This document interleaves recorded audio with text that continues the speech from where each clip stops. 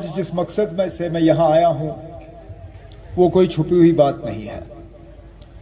इससे पहले मैंने कई सारे इलेक्शनों में शुमाली कश्मीर में और खासकर टंगमर्ग असेंबली हलके में वोट मांगे हैं,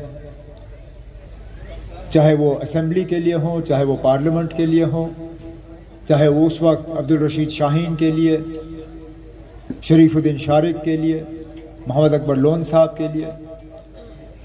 लेकिन ये पहली मर्तबा है कि मुझे ये खुशकिस्मती और ये मुझे मौका मिला है कि मैं शुमाली कश्मीर बारामुल्ला इस सरजमीन पे आके अपने लिए वोट मांगूं। नेशनल कॉन्फ्रेंस ने मुझे यहाँ से लड़वाने का फैसला क्यों किया, इस पे भी बार बार मुझसे ये सवाल किया जाता है कि आखिर मैं क्यों। शायद इसलिए कि एक तो नई दिल्ली का, एजेंसियों का, बीजेपी, आरएसएस, मुख्तलिफ तंजीम जो नेशनल कॉन्फ्रेंस के खिलाफ हैं, उनका सबसे ज़्यादा जोर अगर कहीं देखने को मिल रहा था वो यहाँ शुमाली कश्मीर बारामुल्ला कुपवारा पार्लिमानी हलके पे। लेकिन उसके साथ साथ ये भी सही है कि हम जिस दौर से गुजर रहे हैं बहुत नाजुक दौर है। हमारे बुजुर्ग साथी जो यहाँ बैठे हैं उनको याद होगा, बिल्कुल इसी तरह के हालात, थोड़ा सा इनसे हटके एक दौर ऐसा था जब सियासी तौर हम सब गुलाम थे। हमारी आवाज़ में कोई दम नहीं था, हमारी आवाज़ सुनने के लिए कोई तैयार नहीं था। एक राजा ने दूसरे राजे को हमें बेच के जो है हमें बदल दिया। जिस तरह आज हम बाज़ार में सामान खरीदते हैं, जिस तरह आज हम बाज़ार में माल मवेशी खरीदते हैं, इसी तरह एक राजा ने हमें बेचा और दूसरे राजा ने हमें खरीदा। यही हमारी हैसियत थी, इससे ज़्यादा नहीं। सियासी तौर गुलामी के हम शिकार थे, लेकिन उसके साथ साथ इक्तिसादी तौर भी हम गुलाम थे। जिस ज़मीन पे हम काम करते थे उस ज़मीन पे हमारा कोई हक़ नहीं होता था, हमें अपने पानी पे हक़ नहीं होता था, हमें अपनी हवा पे हक़ नहीं था। लेकिन उस दौर में एक लीडर पैदा हुआ, थे वो मास्टर। लेकिन यहाँ के हालात देख के वो इतने परेशान हुए कि उन्होंने कहा नहीं, मुझे अपने लोगों को इस मुश्किल से निकालना होगा। उस शख्स का नाम था बाबा कौम शेख मोहम्मद अब्दुल्ला।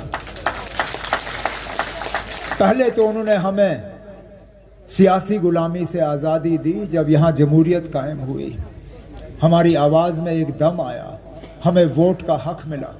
हमें यह हक़ मिला कि हम खुद चुने कि हमारे हुक्मरान कौन होंगे, हमारी क़यादत कौन करेगा, हमारी नुमाइंदगी कौन करेगा, हमारी आवाज़ बुलंद कौन करेगा।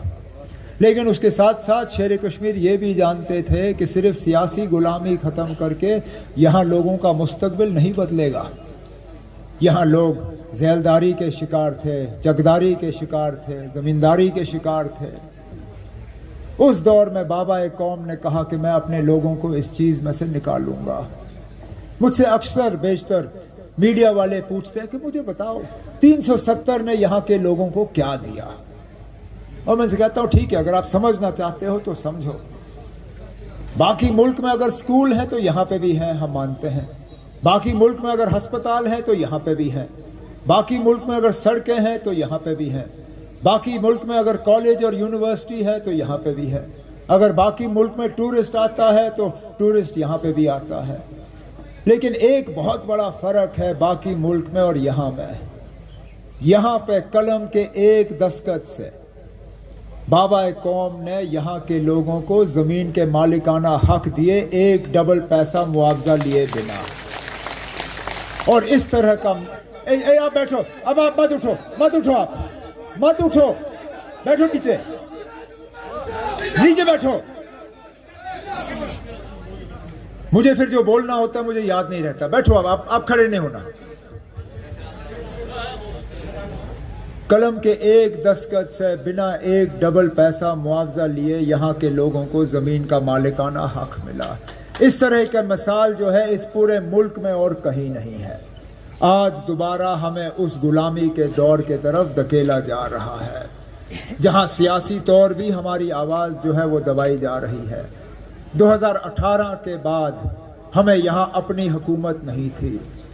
2018 के बाद दिल्ली का राज यहां पे चला। आप लोगों का जो है, आप लोगों का कोई भी फैसला ना इन्होंने कबूल किया, ना उस पर किसी ने अमल किया। جہاں تک زمین کی بات ہے انہوں نے 370 ہٹا کے 35A ہٹا کے ہماری ان زمینوں کو جو ہے خطرے میں ڈالا. آج مختلف بہانوں کے بنیاد پہ جو ہے ہم سے یہ زمینیں چھیننے کی کوشش کی جا رہی ہے. کوئی ریل کے نام پہ, کوئی سڑک کے نام پہ, کوئی فیکٹری کے نام پہ, کوئی کسی اور نام پہ. یہاں تک کہ جن زمینوں کا حق فاروق عبداللہ صاحب نے آپ کو روشنی کے تحت دلوانے کی کوشش کی, اس روشنی کو بھی انہوں نے تہس نہس کیا. آج کاہ چرائی زمین پہ, جس بھی زمین پہ آپ کا حق بنتا تھا اس پہ بلڈوزر چلا کے آپ کو اس حق سے بے دخل کیا جا رہا ہے, ان زمینوں سے بے دخل کیا جا رہا ہے. اور کچھ نہیں ملا ہمیں ماں سوائے بدنامی کے, پریشانی کے, مایوسی کے. انہوں نے ہمیں کچھ نہیں دیا. وعدے بہت ہوئے. جب 370 یہاں سے ہٹا, یہاں کے نوجوانوں کو کہا گیا تھا کہ آپ کے روزگار میں اگر کوئی رکاوٹ تھی تو یہ نیشنل والے تھے, جیسے ہی یہ چلے جائیں گے آپ کے لیے روزگار آئے گا. مجھے حکومت چھوڑے ہوئے 10 سال ہو گئے. خدا را مجھے بتائیے نا کون سا نوجوان آج سرکاری ملازمت کر رہا ہے. حقیقت یہ ہے کہ انہوں نے ملازم جو ہے باہر سے لائے, چاہے وہ بینک کا ملازم ہو, چاہے سرکاری دفتر کا ملازم ہو. زیادہ تر ملازم جو ہے آج باہر سے آتے ہیں. آنے والا, آپ کی بات کرنے والا, آپ کی زبان کو سمجھنے والا کوئی بھی نہیں. دریا سے ریت نکالنا ہوتا ہے, ٹھیکیدار باہر سے آتا ہے. سڑک کا کام کرنے ہوتا ہے, ٹھیکیدار باہر سے آتا ہے, وہ اپنا مزدور بھی باہر سے لاتا ہے. یہاں جب آپ ہائی وے سے گزرتے ہو, وہ گاڑی کا ٹول آپ سے پکڑتے ہیں, ٹول پکڑنے والا کمپنی بھی جو ہے وہ باہر سے آئی ہوئی ہے. تو یہاں کے لوگوں کو کیا ملا؟ ماں سوائے ہمارے نوجوانوں کو نشیلی دوائیوں کی عادت, اور گڑے جگہ جگہ انہوں نے شراب کی دکانیں کھولی اور کچھ نہیں کیا. اور شراب یہ ایسے بیچ رہے ہیں جیسے پانی. آپ حیران ہوں گے سن کے, میں پچھلے دنوں کپوارہ میں دورہ کر رہا تھا. اب یہاں دکان ہے آپ کے آس پاس میں, کسی دکاندار کے پاس جا کے پوچھئے نا آپ کی دن کی کمائی کتنی ہے. وہ دکاندار آپ کو کہے گا میں دن میں 1000 کماتا ہوں, 2000 کماتا ہوں. اگر اچھا دن ہوگا شاید دن میں وہ 5000 کماتا ہے. کپوارہ میں جو شراب کی دکان ہے, آپ کو معلوم ہے اس کی دن کی کمائی کتنی ہے؟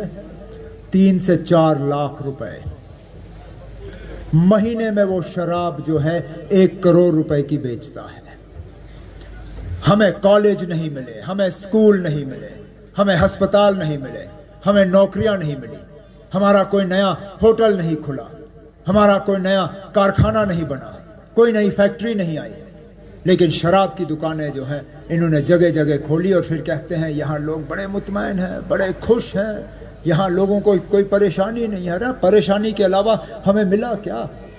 بجلی کا نظام دیکھیے, 6 8 گھنٹے بجلی کٹ, اور بجلی کا بل آسمان میں. انہوں نے جگہ جگہ جو ہے وہ نئے کیا کہتے ہیں ان کو, سمارٹ میٹر, جس میں پہلے پیسہ بھرنا ہوتا ہے, بعد میں بجلی آئے نہ آئے میٹر میں سے پیسہ جو ہے وہ نکلتا رہتا ہے.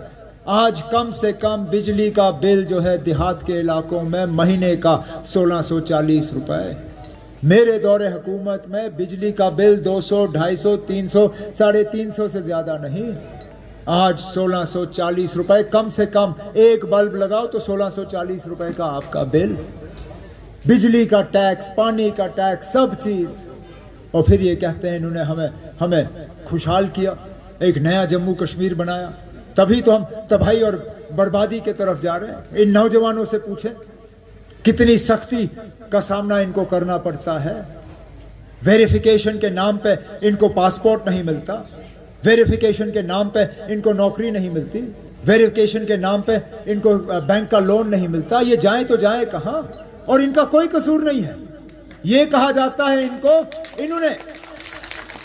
ان کو تو جنم لیے ہوئے 18-20 سال نہیں ہوئے, انہوں نے تو غلطی سے بھی بندوق کے طرف اٹھ کے دیکھا بھی نہیں. اگر ان کا کوئی قصور ہے وہ یہی ہے کہ ان کا کوئی دور دراز علاقہ کبھی ملٹنٹ بنا ہوا تھا. ارے 90 میں تو سب بہہ گئے تھے. جو میرے خلاف وہ سیب لے کے گھوم رہا ہے, کیا اس نے ملٹنٹ کی تنظیم یہاں کھڑی نہیں کی؟ کیا اس کے والد صاحب پار جا کے بندوق نہیں لائے؟ اگر اس کو پاسپورٹ مل سکتا ہے, اگر اس کو پاسپورٹ, بینک کا لون اور یہ سب چیزیں مل سکتی ہیں, میرے اس نوجوان کو پاسپورٹ اور بینک کا لون اور سرکاری نوکری کیوں نہیں مل سکتی؟ میرے وقت میں, اور فاروق صاحب گواہ ہیں, یہ میرے ڈی سی تھے سری نگر میں جب میں وزیر اعلیٰ تھا. ہم نے یہ بلیک لسٹ کا سلسلہ ختم کیا تھا. ہم نے کہا ملیٹنٹ کا بچہ ملیٹنٹ نہیں ہے. मिलिटेंट का दामाद मिलिटेंट नहीं है, मिलिटेंट का पोता मिलिटेंट नहीं है। आप सिर्फ इस चीज के लिए किसी को सजा नहीं दे सकते हो क्योंकि उनका कोई रिश्तेदार मिलिटेंट था, लेकिन इन लोगों ने वो जो है ब्लैक लिस्ट का सिलसिला दोबारा शुरू किया। हमने पार से ये जो लोग गए थे ट्रेनिंग करने के लिए, लेकिन बंदूक लेके वापस नहीं आना चाहते थे, हमने उनके लिए रास्ता खोला नेपाल से।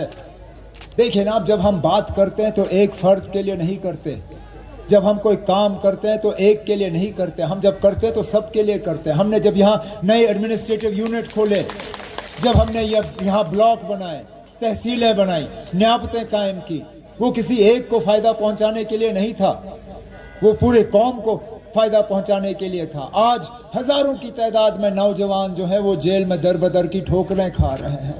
किन किन का मैं जिक्र करूं, जिनको जम्मू कश्मीर के बाहर जेलों में रखा गया है, जिनका कोई कसूर नहीं है, कोई केस नहीं है उनके खिलाफ, बस उठा के पहुंचा दिया हुआ है बाहर। हम जब बात करेंगे तो उन सब हजारों नौजवानों के लिए बात करेंगे जिनको वहां जेल से निकाल के हमने यहाँ वापस लाना है, जिनके खिलाफ कोई केस नहीं है, हमने उनको छोड़ना है, जिनकी वेरिफिकेशन नहीं हो रही है, इनका वेरिफिकेशन कराना है। तब जाके हम यहाँ के लोगों को इंसाफ दिलवा सकेंगे। और आपको अपना नुमाइंदा वोट चुनना है, क्योंकि नुमाइंदा का आपने फैसला करना है। आपने पार्लियामेंट में मेंबर भेजना है तो नुमाइंदा वो भेजिए जो पार्लियामेंट के अंदर जाके बात कर सके, जो वहां आपके जज्बातों की तर्जुमानी कर सके, जो आपके लिए लड़ सके।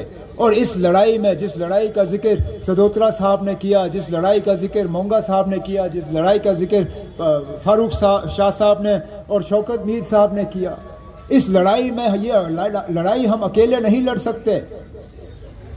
हमने इस लड़ाई में और दोस्तों को शामिल करना है। इसलिए बहुत ज़रूरी है कि आप नेशनल कॉन्फ्रेंस के उम्मीदवार को यहाँ से कामयाब करके, ताकि हम औरों को जोड़ें, हम इस कारवां को बढ़ाते रहें, ताकि इंशाअल्लाह उस दौर, जिस दौर के लिए हम सपना देख रहे हैं, ख्वाब देख रहे हैं, खुशहाली का, इज्जत का, वकार का, पहचान का, वजूद का, उसको हम दोबारा हासिल करें। तो इसलिए मैं ये अपील और ये गुजारिश करने आया हूं कि 20 तारीख को यहाँ वोट डालने का दिन है। मेरे निशान के पास ये हल का निशान होगा। अब मशीन पे वैसे तो दूसरा नंबर है, कोई भरोसा नहीं है ये आगे पीछे कर लेंगे, इसलिए आप नंबर मत गिनिए, आप नंबर बटन के पास ये हल का निशान देखिए, उसके पास मेरी तस्वीर होगी। मेरे चेहरे को याद रखिए, मेरे चेहरे को, मेरे निशान को, मेरे नाम को देख के आप मेरा बटन दबा के मुझे एक मौका दे दीजिए आपकी खिदमत और आपकी नुमाइंदगी करने का, यही गुजारिश। और वैसे भी ये सेमीफाइनल है ना, इसके बाद फाइनल भी आना है।